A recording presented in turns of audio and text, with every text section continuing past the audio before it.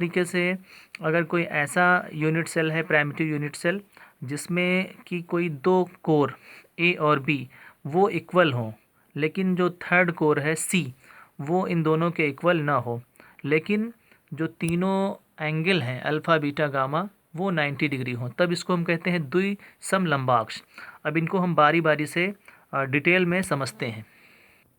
तो ये हमने जो है घनीय प्राइमिटिव यूनिट सेल बना रखी है।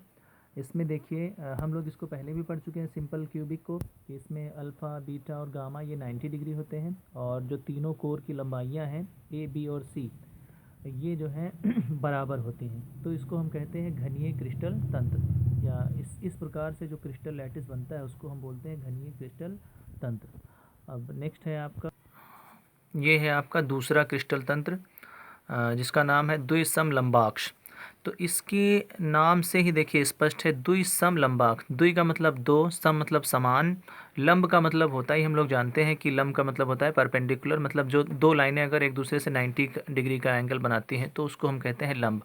और अक्ष मतलब एक्स वाई जेड, और यहाँ पर एक्स वाई जेड का मतलब क्या है कि ए बी सी, मतलब जो है कि आपको इसको जो है डिनोट किया गया है एक्स को बी से, वाई को ए से, जेड को सी से। तो उसको खैर इतना वो नहीं इम्पोर्टेंट है, लेकिन ए बी सी हैं।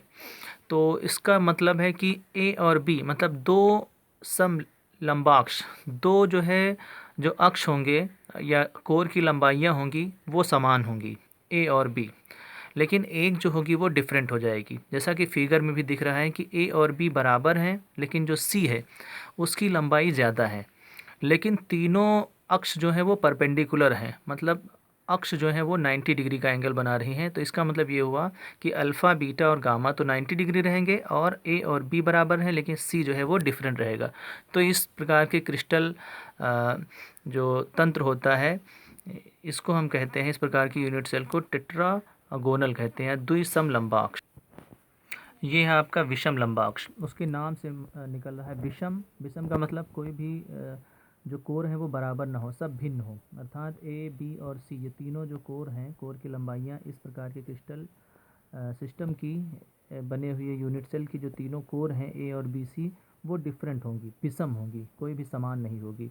और अक्ष का मतलब है, अक्ष का मतलब होता है 90 डिग्री, तो इसका मतलब अल्फ़ा बीटा और गामा वो 90 डिग्री होंगे, लेकिन इसमें कोर कोई भी जो है वो बराबर नहीं होगी, तो इसको कहते हैं विषम लंबाक्ष।